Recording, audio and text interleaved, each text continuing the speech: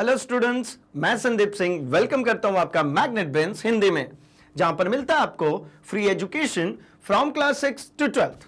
मतलब यहां पे कुछ चैप्टर्स देखने के बाद आपको किसी भी तरीके का गोल्ड सब्सक्रिप्शन या प्रीमियम सब्सक्रिप्शन लेने की बिल्कुल भी जरूरत नहीं पड़ती, क्योंकि हम आपके लिए लेकर आते क्वालिटी कंटेंट एक्सपीरियंस टीचर्स के साथ, वो भी फ्री ऑफ कॉस्ट।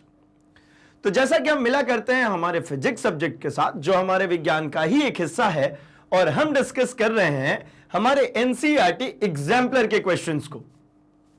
जैसा कि हम डिस्कस करते आ रहे हैं हमारे एग्जाम्पलर क्वेश्चन में MCQs, short answers and long answer type, तो इसी सिलसिले में अभी हम डिस्कस करने जा रहे हैं चैप्टर नंबर 13 विद्युत धारा के चुंबकीय प्रभाव के लघु उत्तरीय प्रश्न, शॉर्ट आंसर टाइप क्वेश्चंस को।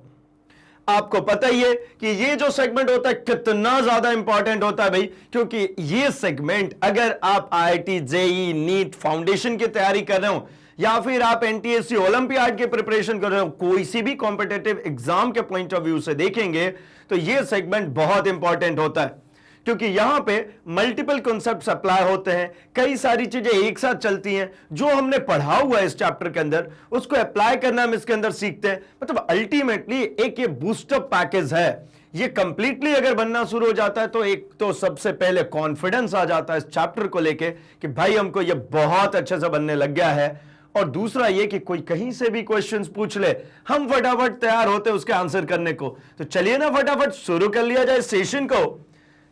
इस सेशन में हमारे पास जो सबसे फर्स्ट क्वेश्चन है क्वेश्चन नंबर 13, क्योंकि इसके पहले शुरू के 12 क्वेश्चन में हमने एमसीक्यूज देखे थे। अब हमारे पास आ गया भाई short answer type question number 13।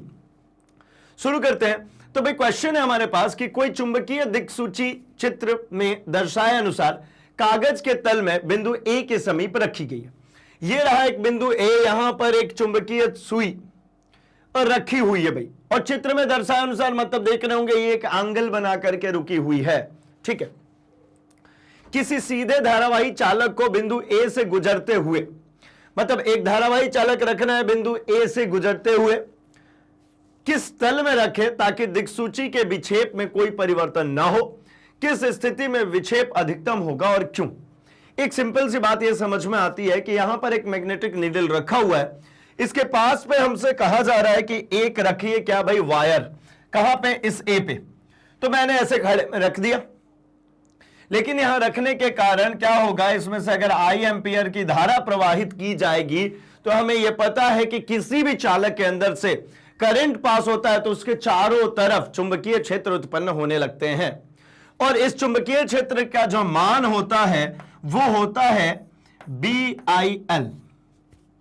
B क्या है भाई, तो बी है चुंबकीय क्षेत्र की तीव्रता, चुंबकीय क्षेत्र की तीव्रता, और यहां पर आई जो है यह है विद्युत धारा जो इस कंडक्टर के अंदर से पास होगी, और एल जो है यह है लंबाई किसकी भाई, चालक की। ये लंबाई है किसकी, चालक की, इस वायर की, जितने से आप कैलकुलेट करना चाहते हैं फोर्स। और हम फोर्सेस कैसे कैलकुलेट करें, जैसा मान लीजिए ये हो गया मेरा एक छोटी सी डिस्टेंस L, तो इसके लंबवत एक पॉइंट यहां पर P है, इस जगह पर ये फोर्स की वैल्यू होगी। ध्यान रखेंगे यहां पे इसका लंबवत होना बहुत ज्यादा जरूरी है, क्योंकि अल्टीमेटली ये जो फॉर्मूला होता है वो कुछ इस प्रकार होता है कि F इक्वल्स टू लिखते हैं BIL साइन थीटा। अब चूंकि हमें पता है कि साइन 90 डिग्री का मान कितना होता है, 1। साइन 90 डिग्री का मान 1। भाई ये कौन सा कोण, ये रहा वो कोण, तो ये कोण अगर 90 डिग्री का है तो 1 हो गया। अगर 1 हो गया तो मतलब सिर्फ और सिर्फ क्या बचेगा, BIL। सिंपल है भाई। मतलब एक बात समझ में आता है कि ये जो फोर्स लग रहा है, ये चुंबकीय बल जो लग रहा है, इसके द्वारा इस मैग्नेटिक निडल को कुछ भी नहीं किया जाना चाहिए, विक्षेपण पर कोई प्रभाव नहीं पड़ना चाहिए। यहां पे कहना ना कि दिक्सूची में विक्षेप में कोई परिवर्तन ना हो, मतलब ऐसा करंट पास करिए, करंट पास करने के बाद इसको इस कोण पे रखिए कि इसमें कोई विक्षेप पॉसिबल ना हो। तो कुछ भी अगर विक्षेपण नहीं चाहिए तो क्या करना होगा, तो देखिए इसके साथ इसका जो बल का मान जो F equals to BIL sine theta दिख रहा था, इस लाइन पर इस बल का मान 0 करना है, मतलब साइन थीटा की वैल्यू यहां पर 0 चाहिए, अर्थात थीटा की जो मान है वो अगर 0 रख दूं तो मुझे पता है कि साइन 0 डिग्री का जो मान होता है वो 0 हो जाता है। मतलब इसके साथ उस एंगल पे रख दो इस वायर को, उसी के तल में ए पर से गुजरती हुई चालक को, जहां पर कितना मान हो जाए भाई, ये साइन की 0। अब साइन का मान 0 हुआ है, यहां पर रख के देखिए एफ इक्वल्स टू मैंने कहा B I L sine 0 degree. Sine 0 degree का मान कितना कह दिया भाई 0। तो ये सारे टर्म्स जो होंगे ये सब कैसे हो जाएंगे, ये सब 0 भाई, जो भी इसके साथ में मल्टीप्लाई होने आया है बी आई एल ये सब 0, मतलब ये 0।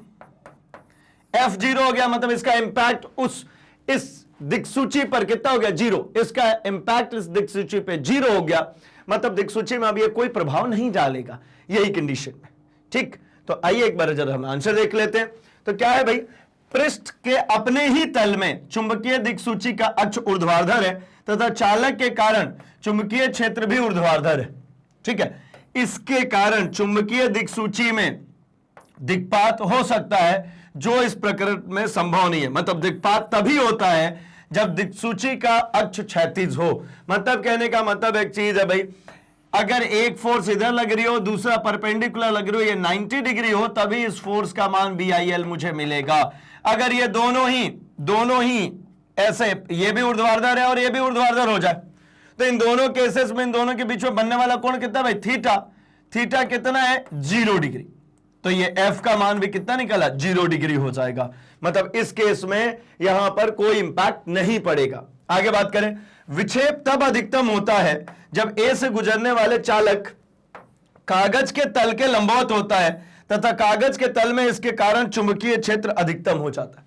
और न्यूनतम कब होगा भाई, तो अधिकतम हुआ जब लंबवत है, और न्यूनतम होगा जब उसी के समांतर हो जाए। जब दोनों बल रेखाएं एक दूसरे के पैरेलल हो जाएंगी, तो अभी जैसा डिस्कस करते आ रहे हैं, F equals to BIL sine 0 degree, तो ये पूरा 0 हो गया, ये न्यूनतम हो गया भाई। ये कंडीशन क्या हो गई, ये न्यूनतम हो गई। और दूसरे केस में समझ में आ रहा है, एक परपेंडिकुलर है, अगर ये दोनों फोर्सेस, एक हमारी चुंबकीय सुई का है और एक जो हमारा धारावाही है उसने जो चुंबकीय बल लगाया उसका है, ये दोनों के बीच में अगर 90 डिग्री बन गया, तो यहां से आप पता कर पाएंगे कि F इक्वल्स टू मिल गया मुझे BIL साइन 90 डिग्री।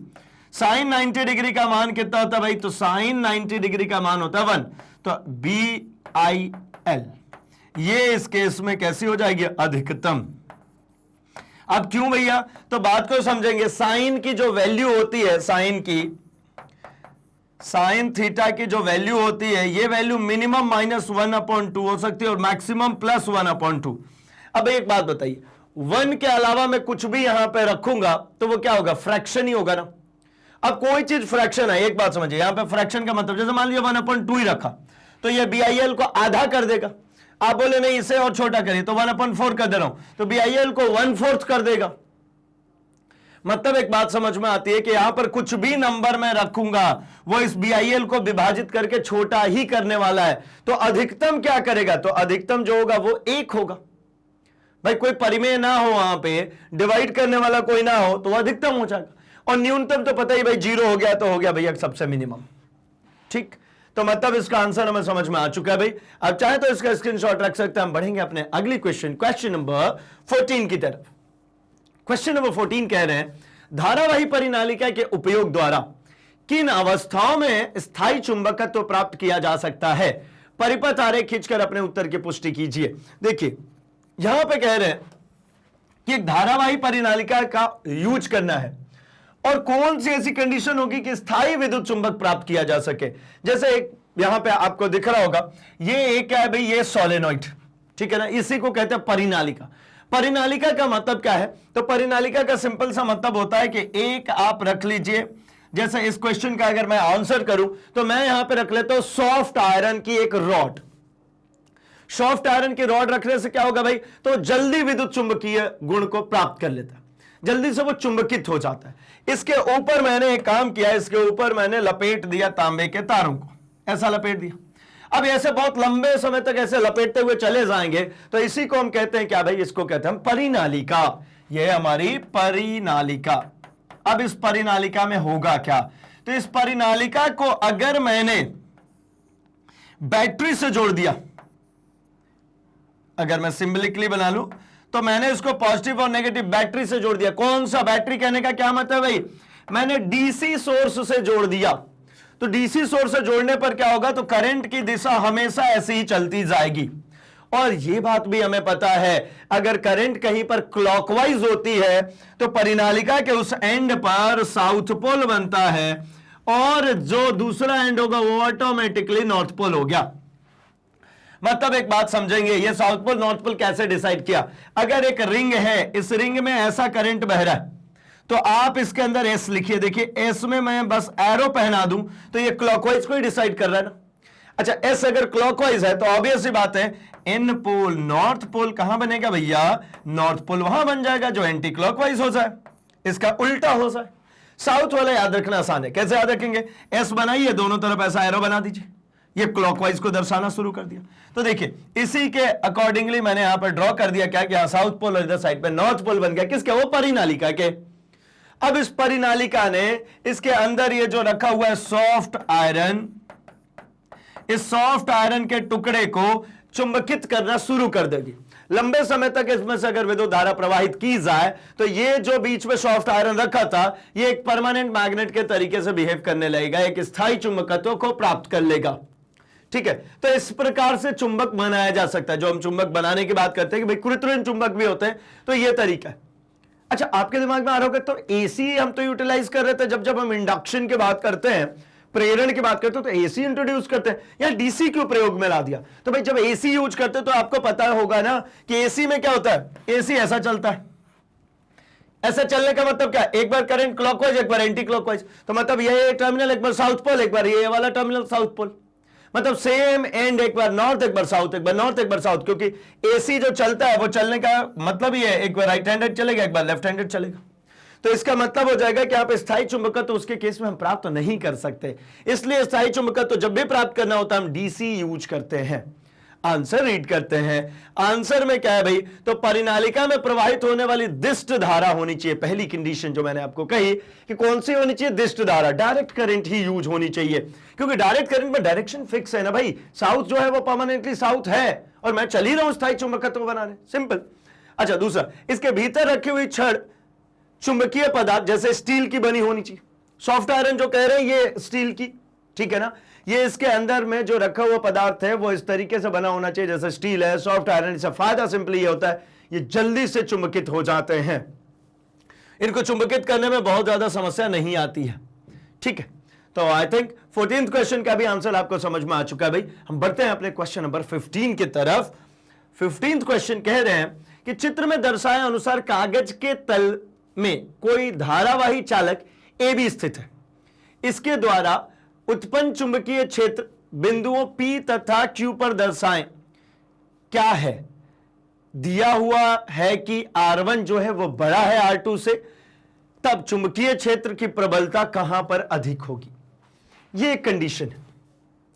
इस कंडीशन के अकॉर्डिंगली अगर हम बढ़ते हैं तो ये कंडीशन ऐसा कह रहे हैं भाई कि यहां पे ये एक धारावाही चालक है जहां पर B चुंबकीय क्षेत्र ये उत्पन्न कर रहा है। धारावाही चालक होगा तो हमें राइट हैंड थंब रूल पता है। राइट हैंड थंब रूल क्या कहती है भाई, दाहिने हाथ के अंगूठे का नियम कहता है कि अंगूठे को लगाइए धारा की दिशा में और जिधर उंगलियां घूमेंगी वो हो जाएगी दिशा किसकी, वो हो जाएगी उस जगह पे चुंबकीय क्षेत्र की दिशा। तो अगर मैं यहां पर देखूं तो यहां पर चुंबकीय क्षेत्र की दिशा P पे किधर है, इनसाइड, और Q पे कैसी होगी, आउटसाइड। इनसाइड फील्ड लाइंस को दर्शाते हैं हम एक्स से और आउटसाइड फील्ड लाइंस को हम दर्शाते हैं डॉट से। अब इसको दोबारा मैं याद भी दिला दूं, हमने पढ़ा था Maxwell cork screw rule. Maxwell cork screw rule के बाद हमने इस चीज को देखा था कि जैसे स्क्रू जो होता है, अगर ये स्क्रू है तो इसके ये पिट वाले सेगमेंट में क्या बना होगा, ऐसा एक्स, और ये फ्रंट वाले साइड में क्या बना होगा भाई, पिन, डॉट। ये देखिए ये इसका बैक है, ये एक्स दिखेगा और ये कैसा दिखेगा, पिन। तो अगर ये पिन मेरे साइड आ रही है, मतलब बाहर आ रही है, तो मुझे पिन दिखेगा। और मैं जब स्क्रू को कस रहा होता हूं तो स्क्रू किधर जा रहा है, अंदर की तरफ जा रहा है, तो मुझे क्या दिखता है भाई, एक्स। ठीक है, तो इससे हम एक चीज और समझ में आ जाता है कि अगर करंट अंदर जा रहा है तो ये क्लॉकवाइज है और अगर वो बाहर आ रहा है तो एंटी क्लॉकवाइज है। खैर ये वाली बात सिंपली कि यहां पे मुझे राइट हैंड थंब रूल लगाने से पता चला कि ये P पर फील्ड लाइंस अंदर है और Q से बाहर आ रही है, ऐसा ही सर्कल बनाएगी ना, यहां से अंदर और इधर से बाहर। ठीक है, अब इसके बाद बात कर रहे हैं कि कहां पर तीव्रता ज्यादा होगी। तो देखिए तीव्रता ज्यादा करने के लिए एक तो हमारे पास है ऐसा कि भाई अगर आपको जब कभी नॉन कॉन्टैक्ट फोर्सेस की बात करनी होती है तो हमेशा ही नॉन कॉन्टैक्ट फोर्स की बात करते समय इस बात का विशेष रूप से ध्यान रखेंगे कि दूरी बढ़ाएंगे तो नॉन कॉन्टैक्ट फोर्स कम हो जाएगा। जो अस्पर्शी बल होता है जिसमें स्पर्श नहीं किया जाता उसमें दूरी का बहुत बड़ा रोल होता है। दूरी जैसे जैसे बढ़ेगी आपके द्वारा लगाया गया बल धीरे धीरे कम होने लगेगा और दूरी जितना करीब होगी लगाया गया बल उतना ही ज्यादा होता चला जाएगा। एक सिंपल सा लॉजिक, एक सिंपल सा आंसर मैं कर रहा हूं, फोर्स से थोड़ा सा हटते हैं लेकिन आपको समझ में जरूर आएगा। दो बातें सीखेंगे, एक तो हम समझते हैं कि किसी भी नॉन कॉन्टैक्ट फोर्स की क्षेत्र क्या होता है, उस क्षेत्र की तीव्रता क्या होती है, ठीक है, और वहां पे फोर्स का एक्सपीरियंस होता है। जरा इन सभी बातों को समझते हैं। एक सिंपल से समझे, आप सभी ने वाईफाई राउटर तो सभी ने देखा होगा और सभी के यहां भाई इस्तेमाल किए होंगे।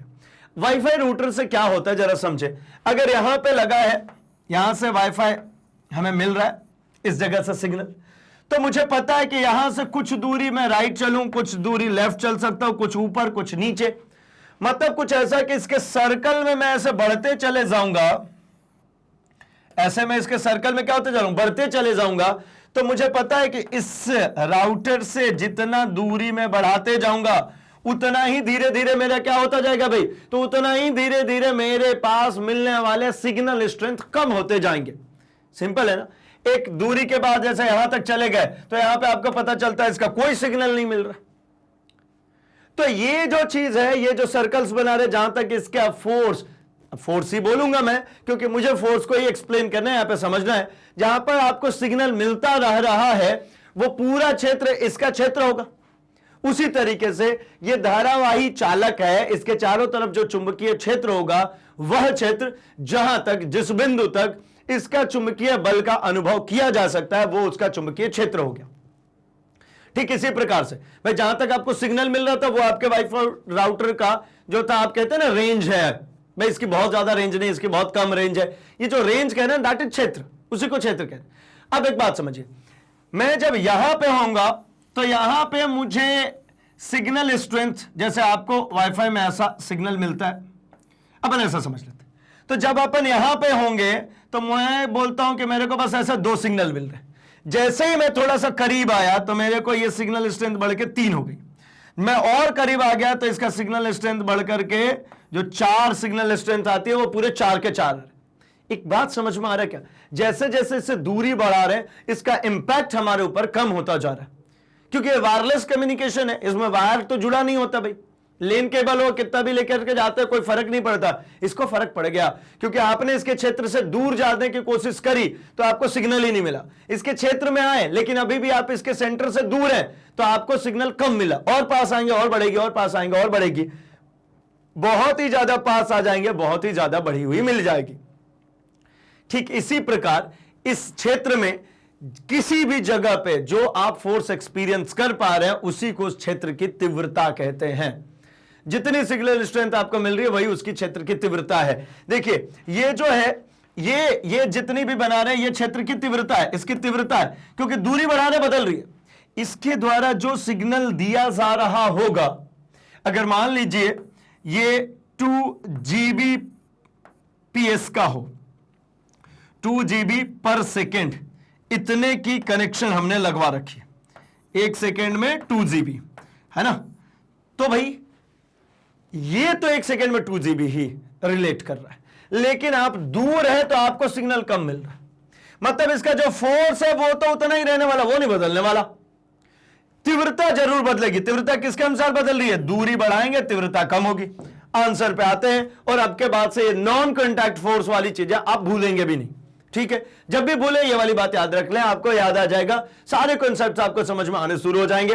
तो ये जो पी पॉइंट है, यहां पर मैंने राइट हैंड थंब रूल लगाया तो मुझे मिला यहां पे अंदर जा रही है फील्ड, और यहां से क्या हो रही है, ये फील्ड लाइंस बाहर आ रही हैं, ठीक है।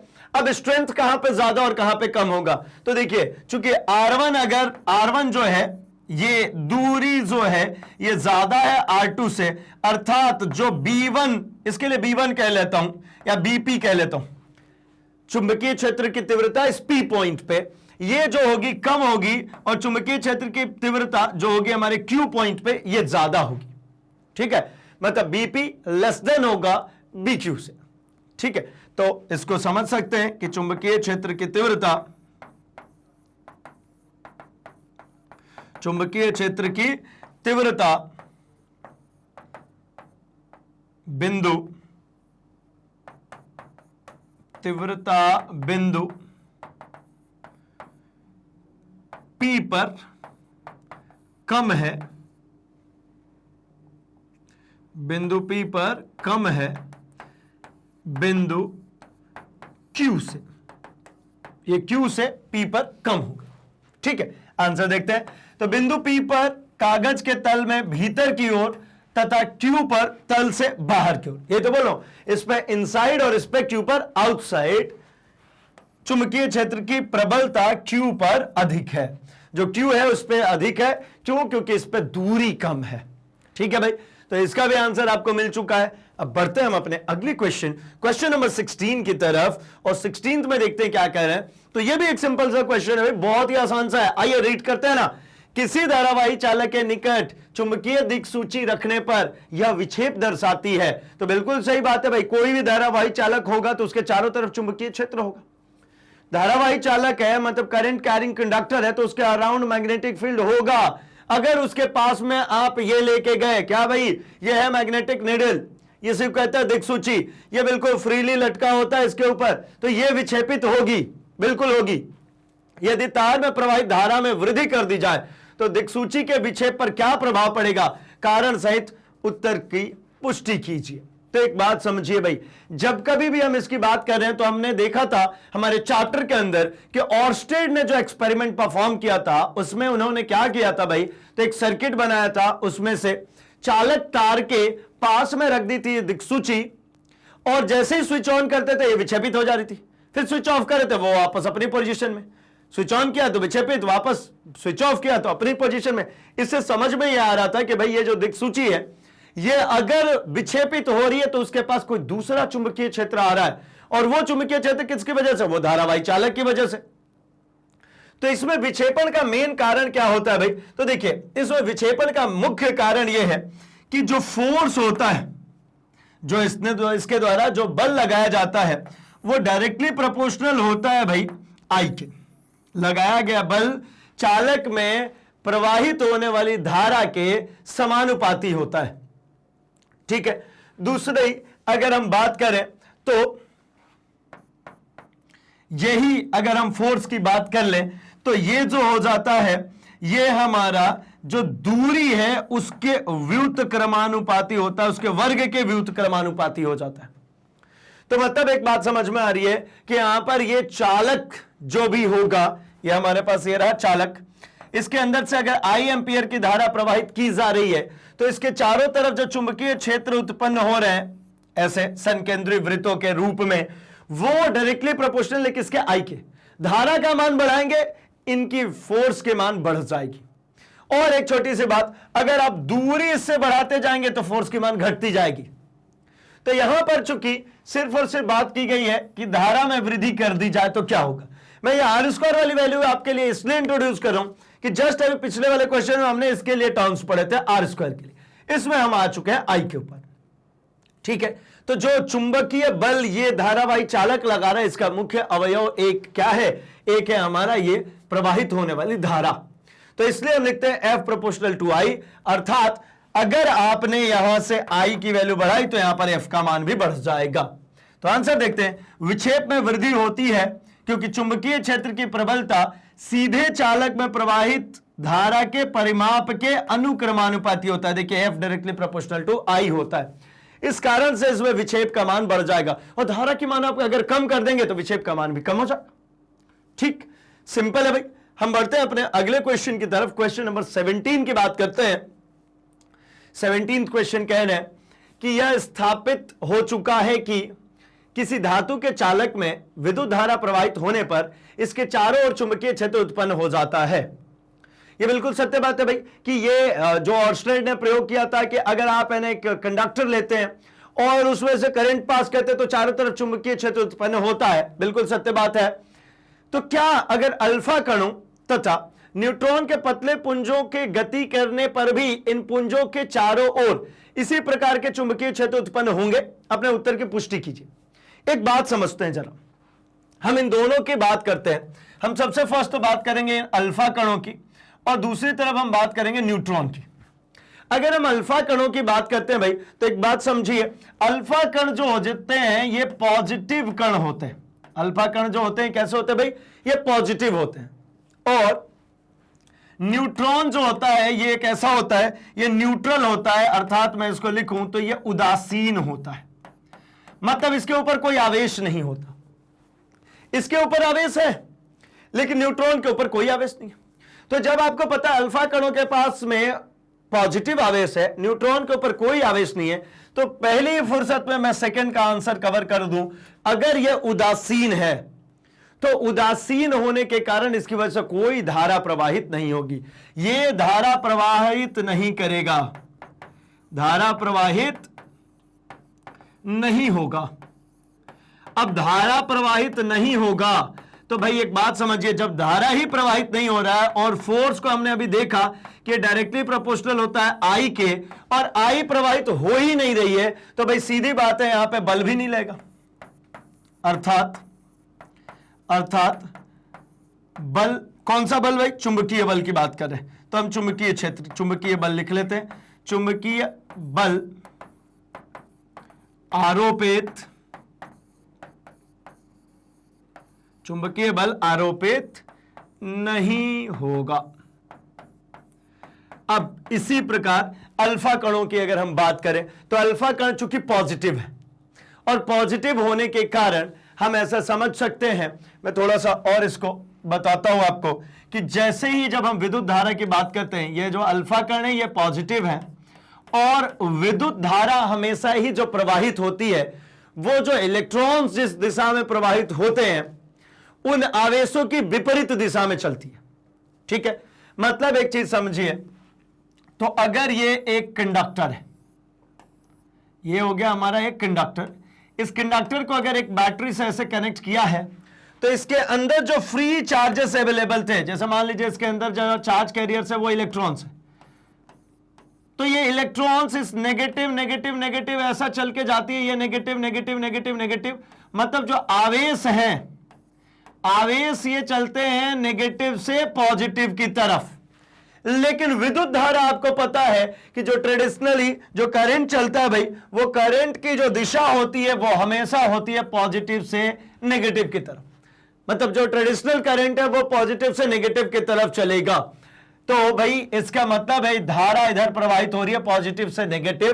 तो अगर अल्फा कण पॉजिटिव है तो इसका मतलब समझ में आता है कि अल्फा कण जिस दिशा में जाएंगे उसी दिशा में विद्युत धारा प्रवाहित होगी, क्योंकि इलेक्ट्रॉन जो नेगेटिव थे उनके विपरीत दिशा में धारा प्रवाहित हो रही है। इसका मतलब समझ में आता है कि करंट जो प्रवाहित होती है वो पॉजिटिव चार्जेस जिस डायरेक्शन में जाएंगे उसी डायरेक्शन में करंट फ्लोट करती है। तो इसका मतलब समझ में आता है कि इस कंडीशन में धारा प्रवाहित होगी, अदर फोर्स का मान भी एग्जिस्ट करेगा। भाई धारा बह रही है ना, तो यहां पे बल का मान भी मिलेगा। तो यहां पर आंसर रीड करते हैं हम, तो भाई समझ में आया कि अल्फा कण जो है इसके लिए, हाँ, अल्फा कण धन आवेशित होने के कारण अपनी गति के दिशा में धारा निर्माण करते हैं। ये तो बोल रहे हैं कि अल्फा कण जिधर जाएंगे उधर ही डायरेक्शन में करंट पास हो रही है, और अगर करंट पास हो रही है यानी अगर करंट पास होगी तो फोर्स तो होगा ही होगा, तो इसकी वजह से हम समझ सकते हैं कि वहां पर भाई चुंबकीय क्षेत्र उत्पन्न होगा। और दूसरे में बात करें तो दूसरे की कंडीशन न्यूट्रॉनों की पतले पुंज की जब बात करते हैं तो इसमें नहीं होगा, क्योंकि न्यूट्रॉन विद्युत उदासीन होने के कारण गतिमान हो भी जाए, चलने भी शुरू भी हो जाए, तो भी ये धारा निर्मित नहीं करते। यही तो बात करी थी कि इन्होंने इनको द्वारा धारा प्रवाहित नहीं की जाएगी, धारा नहीं प्रवाहित की जाएगी, मतलब इसके द्वारा कोई भी मैग्नेटिक फील्ड जनरेट नहीं किया जाएगा। सिंपल। आगे बढ़ते हैं। अगला जो पॉइंट है हमारा 18th क्वेश्चन, उसकी हम थोड़ी बात करें तो ये कह रहे दक्षिण हस्त अंगुष्ठ नियम में अंगूठे की दिशा क्या निर्दिष्ट करती है? यह नियम किस प्रकार फ्लेमिंग के वाम हस्त नियम से भिन्न है? देखिए भाई, दाहिने हाथ के अंगूठे का नियम जैसा कि आपको ध्यान में है कि क्या कहते हैं कि अंगूठा अगर विद्युत धारा की दिशा में लगा दूं तो ये उंगलियों का जो घुमाव है ये चुंबकीय क्षेत्र को निर्देशित करता है। तो मतलब एक बात समझ में, अंगूठा किस बात को निर्देशित कर रही है भाई? करंट को। अब ये करंट ऊपर होगा तो ऐसे घुमाइए, करंट इधर होगा तो ये रहा अंगूठा, ये घूम रहा है। अगर इधर है तो ये रहा अंगूठा, इस अंगूठे की बात करो, ये रहा अंगूठा नीचे की तरफ, और ये उंगलियों का घुमाव इधर बता रही है। ठीक है ना? अंगूठा ऊपर है तो उंगलियों का घुमाव जो दिख रहा है आपको, ये कैसा दिख रहा है भाई? ये चल रहा है हमारा एंटी क्लॉकवाइज। और जब ये करंट नीचे है तो अंगूठे की दिशा नीचे है, तो चुंबकीय क्षेत्र की दिशा कैसी दिख रही है? क्लॉकवाइज। ठीक है, तो इसमें क्या निर्दिष्ट करता है भाई? तो अंगूठा जो है ये निर्दिष्ट करता है करंट को, विद्युत धारा को। अच्छा, दूसरा एक और पार्ट था कि किस प्रकार फ्लेमिंग के बाएं हाथ के नियम से भिन्न है। तो फ्लेमिंग्स लेफ्ट हैंड रूल जो था वो ये था भाई।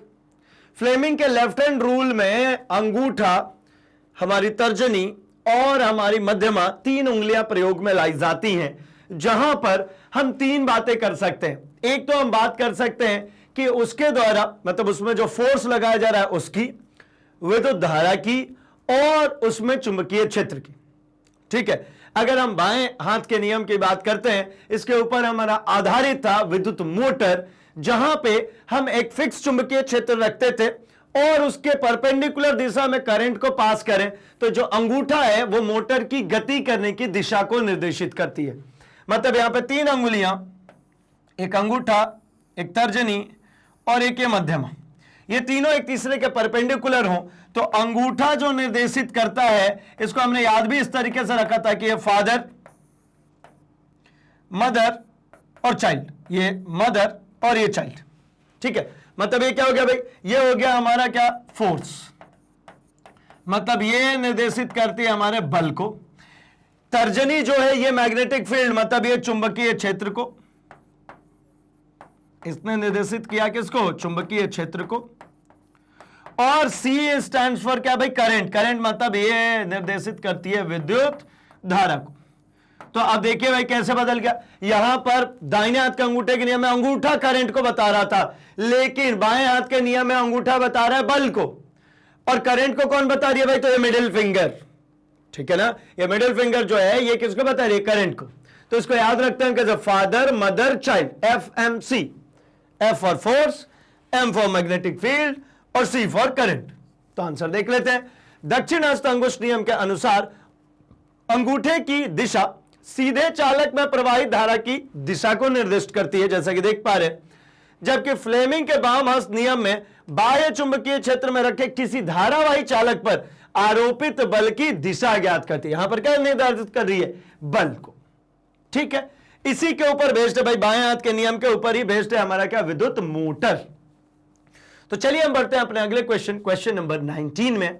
19th क्वेश्चन कह रहे भाई कि मीना किसी धारावाही वृत्ताकार पॉश के अक्ष के निकट चुंबकीय क्षेत्र रेखाएं खींचती है। ये रहा वृत्ताकार पॉश और इसके अक्ष, मतलब यहां पर उसने क्या खींचा भाई? चुंबकीय क्षेत्र रेखाएं। वृत्ताकार पॉश के केंद्र से दूर जाने पर वह यह प्रेक्षण प्राप्त करती है कि चुंबकीय रेखाएं अपसरित हो रही हैं। आप उस प्रेक्षण का स्पष्टीकरण कैसे करेंगे? जैसे जैसे दूर जा रहे हैं ये देख रहे हैं कि और फैलती चली जा रही हैं, तो इसको हम कैसे एक्सप्लेन करेंगे? इसका हम देख लेते हैं भाई अब आंसर। तो देखिए भाई, ये जो वृत्ताकार पॉश है, इसमें यहां से आपको दिख पा रहा है कि इसमें से करंट जा रहा है और इधर साइड से करंट आ रहा है। तो जब कभी भी विद्युत धारा इसके अंदर से पास की जाएगी तो हमें पता है राइट हैंड थंब रूल लगाने से कि अगर राइट हैंड थंब रूल लगाता हूं मैं यहां पे, तो ये अंगूठा दिखा रही है क्या? विद्युत धारा की दिशा को। तो यहां पर इनसाइड है फील्ड लाइन और इधर साइड से आउटसाइड होगी। ठीक इसी प्रकार ये धारा इधर से जब आ रही है तो यहां पे राइट हैंड साइड पे, यहां पे करंट आउटसाइड है और इधर से इनसाइड। मतलब एक बात समझ में आती है जो यहां पर दिख रहा होगा कि अगर हम यहां से देखें तो यहां से जो फील्ड लाइन है, ये पूरी फील्ड लाइंस अंदर की तरफ ही चल के जा रही है। ये पूरी फील्ड लाइंस अंदर की तरफ चल के जा रही है, ये फील्ड लाइंस अंदर की तरफ चल के जा रही है। ठीक है, और बाहर साइड से देखें तो यहां से भी बाहर की तरफ आ रही है और यहां से भी बाहर की तरफ आ रही है। यह है फील्ड लाइन की डायरेक्शन। अब होता क्या है, जैसे कि हमने देखा है कि जैसे जैसे हमने डिस्कस किया, इसीलिए वो वाईफाई वाले एग्जाम्पल को, जैसे कि आपको लंबे समय तक ये चीजें याद रहे, आप उसको विजुअलाइज कर पाए। तो आप विजुअलाइज कीजिए ना, इस वायर से जितनी दूर बढ़ते चले जाऊंगा वैसे वैसे आप देखेंगे कि इनका ये जो संकेंद्रीय वृत्त बनी है इनका घनत्व तो देखिए कम हो रहा है, ये दूर दूर होते जा रहे हैं। दूर दूर ये फील्ड लाइंस होने का तात्पर्य ये है कि ये जैसे ही इस वायर से दूर जाएंगे उधर में चुंबकीय क्षेत्र की तीव्रता कम होने लगेगी, और जैसे जैसे तार के पास में जाएंगे वहां पे चुंबकीय क्षेत्र की तीव्रता बढ़ने लगेगी। सिंपल सॉर्टेड आंसर है भाई, जैसे जैसे दूरी बढ़ाएंगे ये जो वृत्ताकार ऐसे के जो खींचे गए हैं हमारे पास चुंबकीय क्षेत्र ये ऐसे होते जाते हैं, ये और बड़े बनाते गए, और बड़ा जाएंगे और बड़ा होता जाएगा। इसका क्या तात्पर्य, पास में थे तो यहाँ पर चुंबकीय क्षेत्र की तीव्रता ज्यादा थी क्योंकि घनत्व ज्यादा था, जैसे जैसे दूर बढ़ रहे हैं देखिए घनत्व कैसा होता जा रहा है, कम होता जा रहा है। तो जिसको हम कह रहे हैं कि भैया अपसरित हो रही हैं, तो ये अपसरित होना इस बात को दर्शाती है कि जैसे जैसे हम इस वायर से दूर जाते जाएंगे वैसे वैसे बल के मान में कमी आती जाएगी, क्योंकि नॉन कॉन्टैक्ट फोर्स में ये इतनी सी बात हमने सीखी है कि F is inversely proportional to square of distance. अगर दूरी बढ़ाएंगे तो उसके वर्ग के अनुपात में यहां पर जो हमारा बल का मान है वो कम होने लगता है भाई। तो यहां से समझ में आता है कि जैसे जैसे दूरी में वृद्धि होती है चुंबकीय क्षेत्र की प्रबलता घटती जाती है। इसे चुंबकीय क्षेत्र रेखाओं की निकटता की कोटि में कमी की से दर्शाया गया है। मतलब ये जो निकटता थी इन केंद्रों की या वृत्तों की, वो जैसे जैसे इस केंद्र से दूर जा रहे हैं उन वृत्तों की संख्या में कमी आती जा रही है, ठीक है ना। तो मतलब ये धीरे धीरे चुंबकीय क्षेत्र की प्रबलता भी कम होती जा रही है। अगले क्वेश्चन की बात करता हूं मैं। अगला क्वेश्चन है क्वेश्चन नंबर 20। यहां पर भी किसी प्रकार का क्वेश्चन है जहां पर यहां पर वृत्ताकार पास था, यहां पर सीधा है। तो किसी सीधी धारावाही परिनालिका के सिरों के निकट चुंबकीय क्षेत्र रेखाओं का अपसरण क्या निर्दिष्ट करता है। तो भाई अपसरण क्या निर्दिष्ट कर रहा है, यहां पर भी हम अगर बात करते हैं तो यहां पर चुंबकीय क्षेत्र का ये जो अपसरण है इनका जो फैलाव है वो किस बात को निर्दिष्ट कर रहा है भाई। तो ये निर्दिष्ट कर रहा है कि चुंबकीय क्षेत्र की तीव्रता जो है वो कम होती जा रही है। अब धारावाही चालक में भी हमने इसको देखा हुआ है कि मान लीजिए ये एक धारावाही चालक है, तो इसके चारों तरफ ऐसी चुंबकीय क्षेत्र रेखाएं किसी एक बिंदु की वजह से, मान लीजिए इस जगह की वजह से मैं कैलकुलेट करूं तो ऐसे चुंबकीय क्षेत्र रेखाएं हमको देखने को मिलती है। अब ये सभी चुंबकीय क्षेत्र रेखाएं जैसे जैसे इसके पास में हैं तो यहां पे चुंबकीय क्षेत्र रेखाओं की संख्या में अधिकता होगी। धीरे धीरे दूरी बढ़ाएंगे ये चुंबकीय क्षेत्र रेखाएं कम होने लगी। ये देखिए पास थी, ये धीरे धीरे बढ़ती चली गई इनके बीच की दूरी। ये क्या दिखा रही है भाई कि दूरी बढ़ाएंगे तो प्रबलता कम होगी। इन शॉर्ट याद रखिए कि जब कभी भी नॉन कॉन्टैक्ट फोर्स की बात होगी, अस्पर्शी बल की बात होगी, तो दूरी बढ़ेगी तो उनके बीच में लगने वाले बल का मान धीरे धीरे कम होता चला जाएगा। तो आंसर यह है कि अपसरण अर्थात क्षेत्र रेखाओं में निकटता की कोटि में कमी, यानी क्षेत्र रेखाओं की संख्या में कमी जो है वो परिनालिका के सिरों के निकट तथा सिरों से दूर चुंबकीय क्षेत्र की प्रबलता में कमी को निर्दिष्ट कर रही है। जैसे यहां पर हमने सीधी धारावाही के लिए बात करी, हम अगर परिनालिका बना लेते तो ये रही है परिनालिका। इस सीधी परिनालिका में अगर हम बात करें तो इसमें भी देखने को यही प्राप्त होता है कि यहां से जो चुंबकीय क्षेत्र ये जो बन रहा है, अगर मैं इसको डायरेक्टली ऐसे बनाते चले जाऊं, थोड़ा सा छोटा बनाते हैं, एक काम करते हैं, ये देखिए ताकि इसके बीच में दूरी निर्दिष्ट हो सके, दिख सके बेसिकली। ये देखिए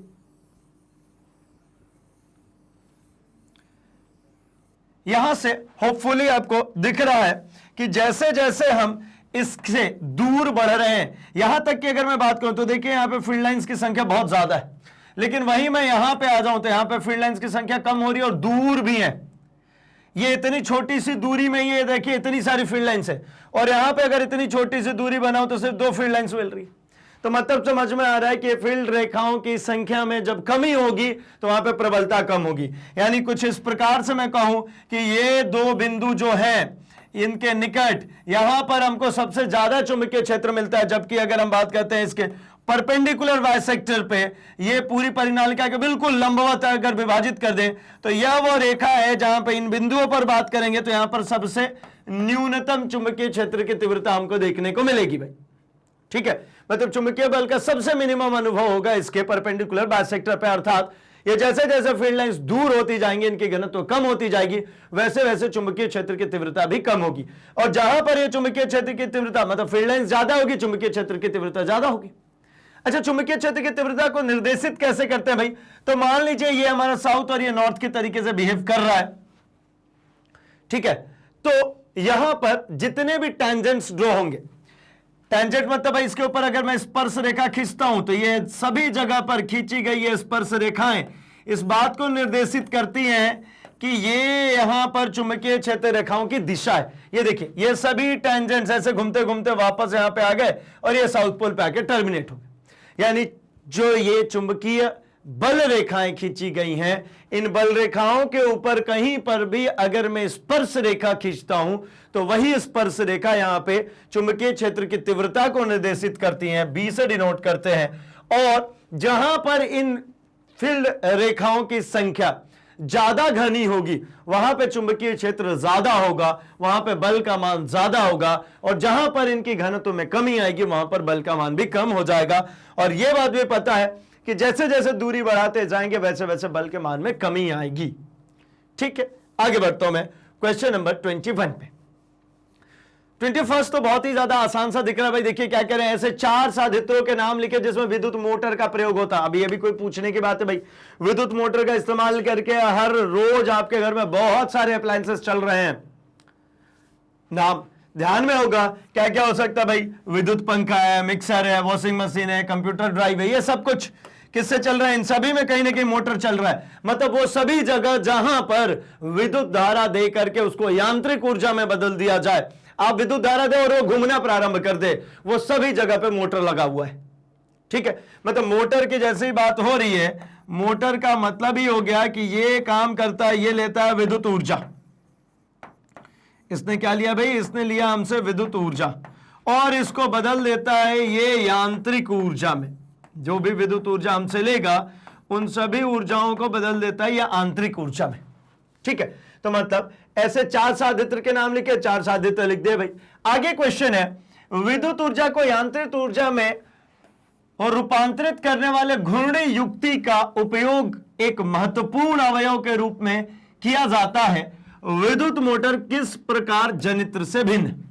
ये इसी बात को कह रहे हैं, ये जो लिखा हुआ है वो यही चीज है भाई कि ये जो है विद्युत ऊर्जा को यांत्रिक ऊर्जा में रूपांतरित करने वाली घूर्णी युक्ति का उपयोग एक महत्वपूर्ण अवयव के रूप में जाना। मतलब जो इसके अंदर जो घूर्णी युक्ति यूज करते हैं, यानी ये पूरी जो मोटर है ये घूर्णी युक्ति है भाई। इसके अंदर क्या लगा होता है? इसके अंदर आर्मेचर लगा होता है जो कि एक फिक्स चुंबकीय क्षेत्र के बीच में घूम रहा होता है। आर्मेचर क्या होता है? तो सॉफ्ट आयरन के ऊपर कॉपर के वायर्स को लपेट दिया जाता है और जब कॉपर के वायर्स में करंट प्रवाहित की जाती है तो आपको पता ही है कि जब कभी भी किसी कंडक्टर में विद्युत धारा प्रवाहित की जाएगी उसके चारों तरफ चुंबकीय क्षेत्र उत्पन्न होंगे। तो मतलब एक फिक्स चुंबकीय क्षेत्र पहले से, और यहां पे मैंने एक प्लेटिंग कर दी, क्या ये कॉपर की वायर है यहां पे रख दी।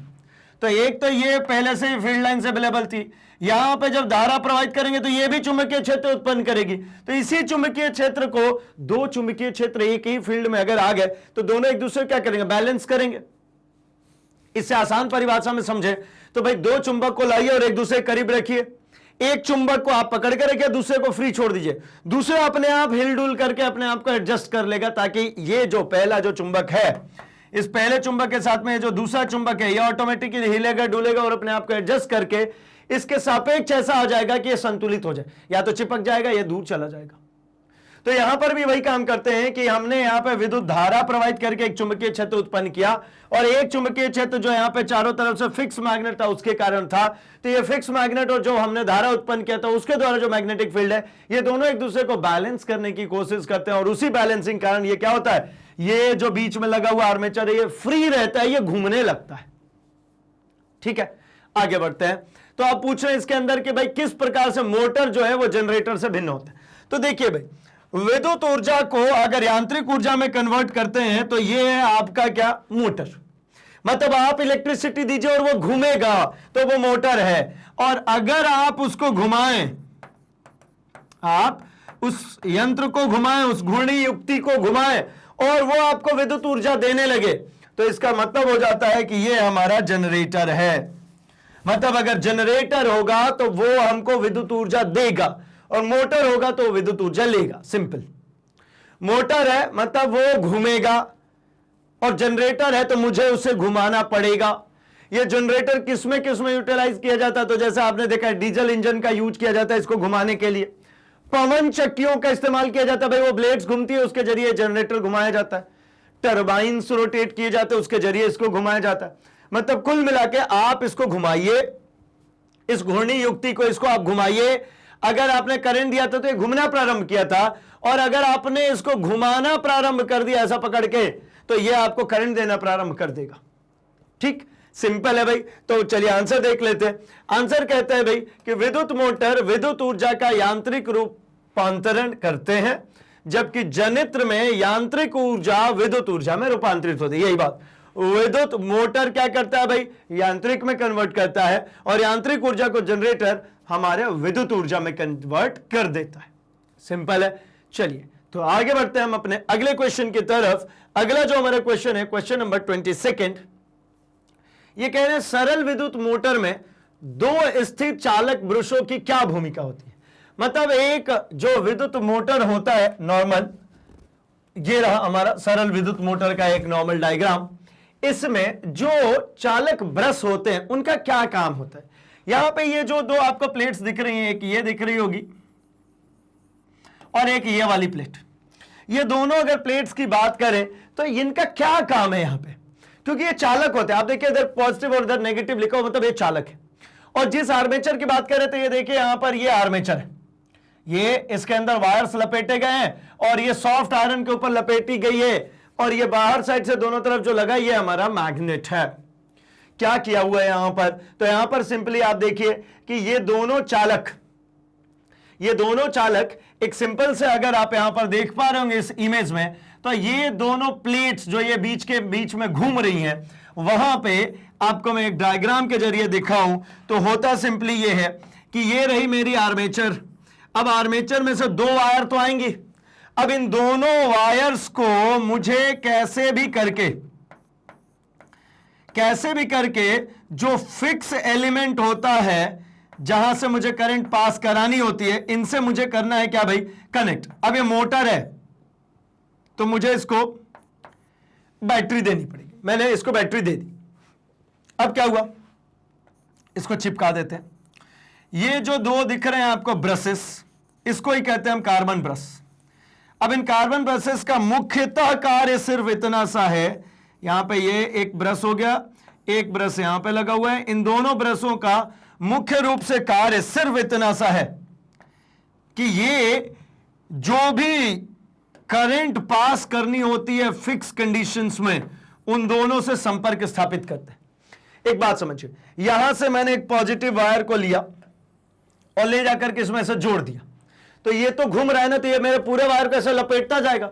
ये जितना राउंड घूमेगा उतना सारा वायर इसको देना पड़ेगा, और वायर लपेटेगा कहां? ये तो चलने से रहा भाई, बहुत सारा वायर उसमें लपेटे में आ जाएगा, तो चलेगा क्या? नहीं चलेगा ना।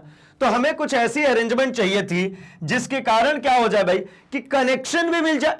देखिए यहां पे बैटरी से इसको कनेक्ट किया, यहां पे ये दोनों एक दूसरे से टच में, यहां पर भी ये दोनों एक दूसरे से टच में, तो इन दोनों को कनेक्शन भी मिल जाए और ये आपस में लपेटे भी नहीं। ठीक है ना? जैसे कि आपने ट्रेन को चलते देखा, ट्रेन में क्या किया भाई? ट्रेन को जो इलेक्ट्रिसिटी से जो ट्रेन चलती है उसमें ऐसा एक अरेंजमेंट होता है, ये वायर हो गया, यहां पे एक ऐसा उसमें लगा होता है प्लेट, और ये प्लेट ऐसे ट्रेन में आकर के ऐसे कसी होती है। जो भी ये ट्रेन है भाई, है ना, हमारी ट्रेन है ये। अब क्या होता है, ये प्लेट यहां पे जाकर के क्या हो रहा है भाई, ये इसको घिस रहा होता है इस वायर को। ये वायर ये चलती है, ये वायर पूरे समय पे, ये ट्रेन चल रही है तो ये इस वायर को घिस रहा है। अब वायर के कांटेक्ट में अगर है ऐसा देखा होगा ट्रेन के ऊपर ऐसा लगा होता है, ये वायर के कांटेक्ट में है तो इसमें से करंट तो हमेशा सप्लाई हो रही है, लेकिन इसके लिए जैसा कि हमें समझ में आता है कहीं पे भी वायर ले जाना हो तो उसका ऐसा कस के पूरा टाइटली बांध देते। अब ऐसा अगर ट्रेन में करते तो क्या होता है, वो ट्रेन चलती क्या? वैसे उसको केबल बिछाना पड़ता है चलने के लिए, है ना। तो मतलब एक बात समझ में आता है कि अगर हमें ऐसा कुछ अरेंजमेंट चाहिए कि ये घूमता भी रहे, उसको कनेक्शन प्रोवाइड भी होती रहे, तो इसके लिए हम यहां पे कार्बन ब्रशेस का इस्तेमाल करते हैं। ये कार्बन ब्रशेस देखिए फिक्स है और ये पीले वाले प्लेट को घिस रही है, और ये पीला वाला प्लेट, ये जो हमारा लगा हुआ है दो वायर आर्मेचर में, उनको कनेक्टेड है। तो मतलब बाहर से फिजिकली इसको कनेक्शन मिल गया, ये इजीली उसको रोटेट कर पा रहा है, और ये अब लपेटे में भी नहीं आ रहा। क्यों? क्योंकि वो घिस रहा है कुछ इस तरीके से। ये हो गई प्लेट और इसके ऊपर ये ऐसा, मान लीजिए ये डी है, ये ऐसा है, ये ऐसा घिस रहा है, ऐसा घिस रहा है। तो ये कनेक्शंस करने के लिए सबसे आसान तरीका है भाई, इसके जरिए हम यहां पे कनेक्शंस प्रोवाइड करते हैं। देखिए, ब्रश बैटरी से संयोजित होते हैं तथा विभक्त वलय के दो भागों के बाहर स्पर्श करते हैं। वलय के इन भागों का भीतरी भाग विद्युत रोधी होता है तथा यह दूरी से जुड़ा होता है। ये जो प्लेट्स हैं, ये विद्युत रोधी प्लेट्स, ऊपर से जो प्लेट लगे उनके नीचे का जो सेगमेंट है, ये जो ध्रुव है, इसमें वो कनेक्टेड नहीं होता, ताकि ये एक प्लेट पॉजिटिव को और दूसरा प्लेट इसके नेगेटिव को कनेक्ट कर सके, जिसके कारण हम इसको धारा प्रवाहित करा पाते हैं। चलिए भाई बढ़ते हैं हम अगले पोर्शन में, क्वेश्चन नंबर 23 पे। क्वेश्चन नंबर 23 जो कह रहे हैं, ये कह रहे हैं भाई कि दिष्ट धारा तथा प्रत्यावर्ती धारा में क्या अंतर है। भारत में उपयोग होने वाली प्रत्यावर्ती धारा की दिशा 1 सेकेंड में कितनी बार परिवर्तित होती है। देखिए, दिष्ट धारा और जो प्रत्यावर्ती धारा है, उनको अगर हम थोड़ा सा ऐसा समझें तो दिष्ट धारा को हम कहते हैं डीसी। डीसी मतलब भाई डायरेक्ट करंट, और एसी कहते हैं हम प्रत्यावर्ती धारा को अल्टरनेटिंग करंट। अब दोनों का मतलब समझते हैं। तो दिष्ट धारा की जब हम बात करते हैं, डायरेक्ट करंट की बात करते हैं, तो डायरेक्ट करंट कुछ इस प्रकार से होता है। ये हमारा हायर पोटेंशियल हो गया और ये हमारा लोअर पोटेंशियल हो गया, ये उच्च विभव हो गया और ये निम्न विभव हो गया। जबकि अपन बात करें इसी में एसी की, तो एसी कुछ इस प्रकार से होता है, जहां पर ये भी अधिकतम है और ये भी अधिकतम है, और ये जो है ये लोअर पोटेंशियल है, ये भी हायर पोटेंशियल है, और यहां पे नीचे बात करेंगे ये भी हायर पोटेंशियल है। बस ये जो बीच वाला टर्म है यही लोअर पोटेंशियल है भाई। यानी एक बात समझ में आती है, अगर यहां पे एक जीआईएफ जो आपको दिख रहा है, यहां से भी देखिए, तो ये है डीसी, और ये अगर हम बात करें तो ये देखिए एसी, और अगर वेरिएबल की बात करेंगे तो ये देखिए डीसी जो बनता है वो इसी कारण से बनता है। ये जो डीसी बना हुआ है ना, ये अल्टीमेटली तो ऐसा ही होता है। इसका इंटरनल पोर्शन को अगर मैं बनाता हूं, ये ऐसा ही होता है। इन दोनों करंट्स में मुख्य डिफरेंस ये आ गया कि इसका लोअर पोटेंशियल हमेशा नीचे की तरफ है और हायर पोटेंशियल हमेशा ऊपर की तरफ है। इसमें दिशा परिवर्तित नहीं हो रही। ये क्या हो रहा है भाई, ये जीरो से, मतलब लोअर पोटेंशियल से अधिकतम गया, अधिकतम से फिर मिनिमम हुआ, फिर मिनिमम से मैक्सिमम पे गया, फिर मैक्सिमम से जीरो हुआ, फिर जीरो से मैक्सिमम, मैक्सिमम से फिर जीरो। लेकिन यहां पे एक बात देखिए, जब हम बात करें किसकी, एसी की, तो ये मिनिमम से सबसे पहले मिनिमम से ऊपर चला, मैक्सिमम हुआ, मैक्सिमम से फिर जीरो आया, जीरो से फिर दूसरी दिशा में मैक्सिमम हो गया। ये नीचे की तरफ मैक्सिमम है, ये ऊपर की तरफ मैक्सिमम, फिर ये जीरो हुआ, फिर दूसरी दिशा में मैक्सिमम, फिर वापस नीचे आया, फिर दूसरी दिशा में। मतलब ये क्या हो रहा है भाई, ये अपनी दिशा परिवर्तित कर रहा है। ये दिशा नहीं परिवर्तित कर रहा है, ये गया, ये आया और वापस ऊपर ही चला गया। इसने नहीं दिशा चेंज करी। दिशा कब चेंज हो रही भाई, जब यही चीज क्या हो, यहां से नीचे की तरफ ऐसा घूम जाए, तो इस कंडीशन में दिशा बदल गई।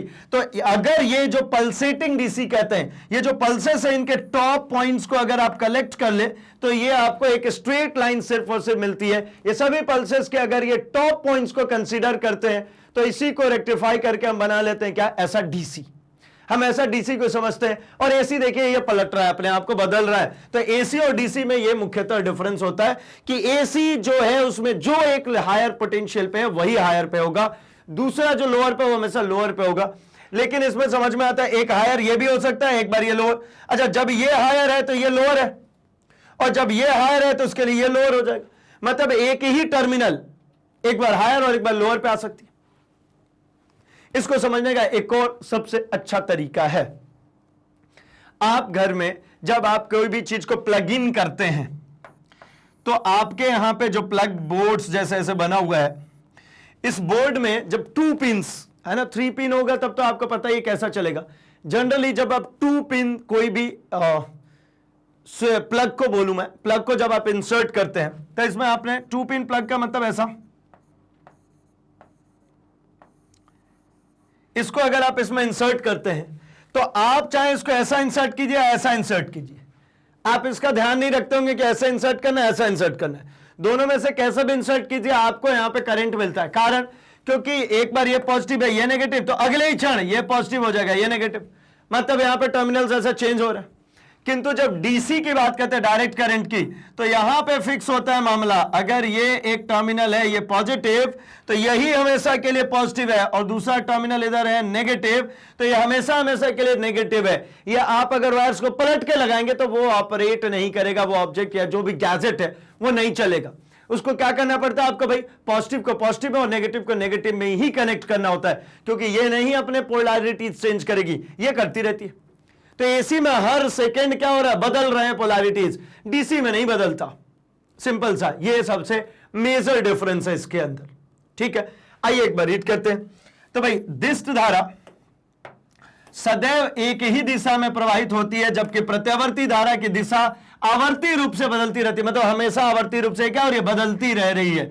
भारत में प्रत्यावर्ती धारा की आवृत्ति 50 हर्ट्ज है। अब भाई ऐसा कोई चलेगा तो इसकी क्या निकालेंगे ना फ्रीक्वेंसी, तो इसकी जो फ्रीक्वेंसी है वो है 50 हर्ट्ज की, 50 हर्ट्ज की फ्रीक्वेंसी है। 50 हर्ट्ज का मतलब ये एक सेकंड में ये एक साइकिल हुआ, ये 2 साइकिल हुआ, ये 3 साइकिल हुआ, ऐसे ही ये 50 साइकिल कंप्लीट करती है। एक साइकिल कहां से कहां तक चल रहा है भाई, तो एक साइकिल जो चल रहा है, अगेन मैं बना देता हूं, ये है कंप्लीट एक साइकिल। ये ऐसे ऐसे कितने साइकिल्स बनाती है, 50। अब यहां पे हमसे जो सवाल में पूछा गया है वो तो पूछा गया है क्या, कि कितनी बार वो दिशा बदलती है। यहां पर क्या है भाई, कि प्रत्यावर्ती धारा एक सेकंड में कितनी बार दिशा बदलती है, तो एक सेकंड में कोई चीज 50 बार अपनी साइकिल कंप्लीट करती है, तो एक बार में देखिए, एक बार में ये एक बार दिशा बदली, 2 बार, मतलब एक साइकिल पूर्ण होने में 2 बार दिशा बदली, और कुल एक सेकंड में 50 बार चल रही है, तो कुल कितनी बार दिशा बदलेगी, 2 गुणे 50, 100 बार। कितनी बार दिशा बदल जाएगी भाई, 2 गुणे 50, 100 बार ये अपनी दिशा को बदलती है एक सेकंड में। अर्थात हर चक्र में यह 2 बार परिवर्तित होती है, अतः प्रत्यावर्ती धारा एक सेकंड में 2 × 50 यानी 100 बार दिशा में परिवर्तन करती है। 100 बार इसने अपनी दिशा को बदल दिया। ठीक है भाई, तो आप चाहें तो इसका भी स्क्रीनशॉट रख सकते हैं। ठीक है, आई होप कि आपको यह समझ में आया है। अब हम बढ़ते हैं अपने क्वेश्चन नंबर 24 की तरफ, and this is the last question of short answer type, लघु उत्तरीय का ये लास्ट क्वेश्चन है भाई। आइए जरा इसको समझते हैं। यहां पे कह रहे हैं कि किसी भी विद्युत साधित्र के साथ श्रेणी क्रम में उपयोग किए जाने वाले फ्यूज की क्या भूमिका होती है। आखिर हम फ्यूज का इस्तेमाल क्यों करते हैं, एंड इन्होंने कह दिया कि भैया श्रेणी क्रम में। हमें पता भी है कि इसको श्रेणी क्रम में ही करते हैं, लेकिन हम इसको एक्सप्लेन भी करेंगे कि भाई श्रेणी क्रम में ही क्यों किया जाता है। चलिए, किसी निर्धारित अनुमतांक के फ्यूज के अधिकतम अनुमतांक के फ्यूज द्वारा प्रतिस्थापन क्यों नहीं करना चाहिए। यह कहना चाह रहे हैं कि अगर एक फ्यूज, जैसे आपको यह दिख रहा होगा, ये एक फ्यूज है, ये मान लीजिए एक बार जल गया, तो अभी ये जैसे जल गया, तो क्यों नहीं अगली बार जो है ना, इसकी जो वैल्यू है, जो इसके अनुमतांक है, उसकी वैल्यू को हम बढ़ा करके लगा दे ताकि वो जले ही ना। भाई ये जल गया ना, मैं अगर बढ़ा के वैल्यू लगा दूंगा तो वो जलेगा ही नहीं, और नहीं जलेगा तो क्या दिक्कत हो जाएगा। क्यों नहीं ऐसा करना चाहिए। तो एक बात समझते हैं, हम जब कभी भी फ्यूज की बात करते हैं तो फ्यूज को हमेशा इस सीरीज में, ऐसा आप समझ लीजिए, ये आपके घर के अंदर के जो भी साधित्र हैं वो लगे होंगे, ये पॉजिटिव और ये नेगेटिव।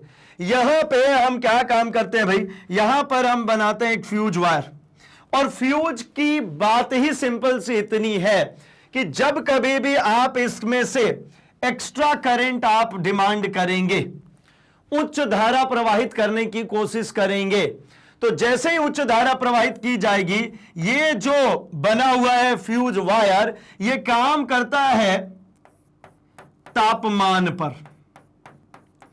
आपने ज्यादा करंट लिया, तापमान ज्यादा होगा, तापमान ज्यादा होगा, ये पिघल जाएगी, और पिघलने के बाद ये फ्यूज हो गई। फ्यूज होने का मतलब क्या होता है भाई, ये जल गया। जल गया इसका मतलब क्या है, यहां से डिसकंटिन्यूटी हो गई करंट की। यहां के बाद अब विद्युत धारा, यहां के बाद अब विद्युत धारा, इधर आगे अब कोई विद्युत धारा प्रवाहित नहीं हो पाएगा। कारण क्योंकि यहां पे रास्ते में एक मैंने पतली सी जगह बनाई थी जो कि टूट गई। आप सिंपली ऐसा समझ सकते हैं कि एक बोट है ना, इसको समझने का एक तरीका और है। एक यहां पे बोट है भाई नदी में, और यहां पे खूब सारे लोग हैं, किनारे पे खूब सारे लोग हैं, खूब सारे लोग बिल्कुल तैयार खड़े हैं बिल्कुल इस पे चढ़ने के लिए। अब भाई बोट की एक कैपेसिटी है, तो हमने क्या कर रखा है, हमने है ना ये बोट से और यहां तक में एक ऐसी पतली सी सीढ़ी बना दी, ठीक है, बॉम्बो की, बांस की एक ऐसी सीढ़ी बना दी। और हमने क्या नापा मालूम, ऐसा हमने कहा कि हमारी ये जो बोट है ये मान लीजिए 30 लोगों को ले जा सकती है।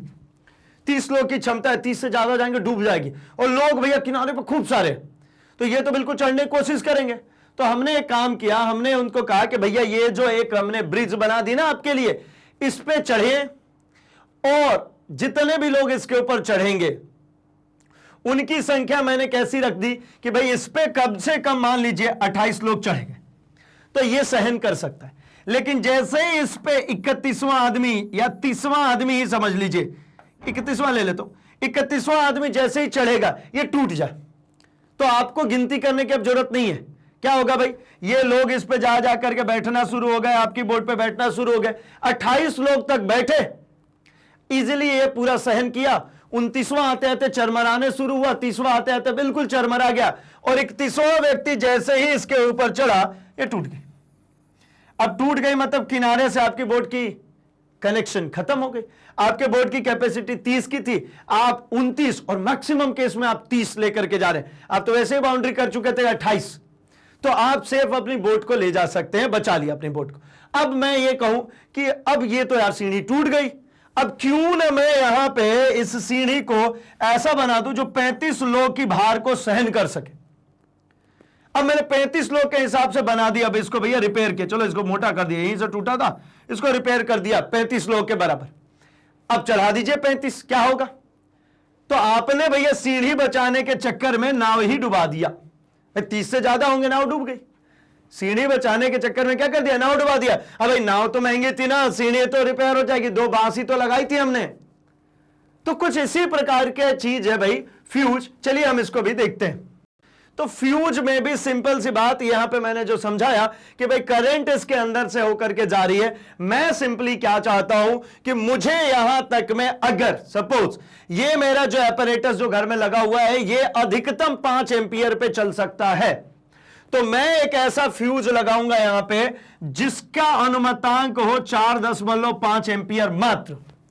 थोड़ा सा कम ही रख रहा हूं क्योंकि किसी कारण बस ये बिल्कुल 5 पे बराबर ही पे किया, और थोड़ा बहुत भी ऊपर नीचे हुआ तो भैया तो जल जाएगा ना।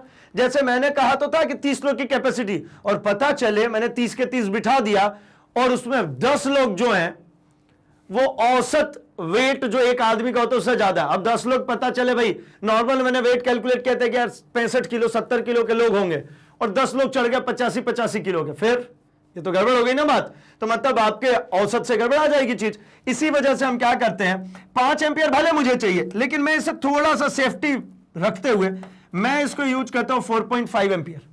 अब 4.5 एम्पियर तक में ये क्या होगा, ये करंट पास करेगा, कुछ नहीं होगा, नहीं जलेगा। लेकिन जैसे ही 4.5 एम्पियर से ज्यादा का करंट इस वायर के जरिए पास करेंगे, ये वायर क्या हो जाएगा, ये वायर पिघल गया। पिघल गया मतलब कनेक्शन एस्टैब्लिश नहीं होगी। यानी अब यहां पे आप 7 एम्पियर का भी करंट दे देंगे तो मेरा अप्लायंसेस तो सेफ बच गया ना। ये तो एक मामूली सा एक छोटा सा वायर था, इस वायर को दोबारा ले आकर के मैं कनेक्ट कर दूंगा। और कितने से कनेक्ट करूंगा, तो फिर से मैं 4.5 एम्पियर का ही कनेक्ट करूंगा। ये नहीं कि भैया फ्रस्ट्रेशन में आ गया, यार यार ये बार बार फ्यूज हो रहा है, काम करो ना, इसको उठा करके कर देता हूं मैं अब 6 एम्पियर का कनेक्ट, अब तुम टूटो। तो भैया ये तो नहीं टूटेंगे, लेकिन ये फूट जाएंगे, है ना।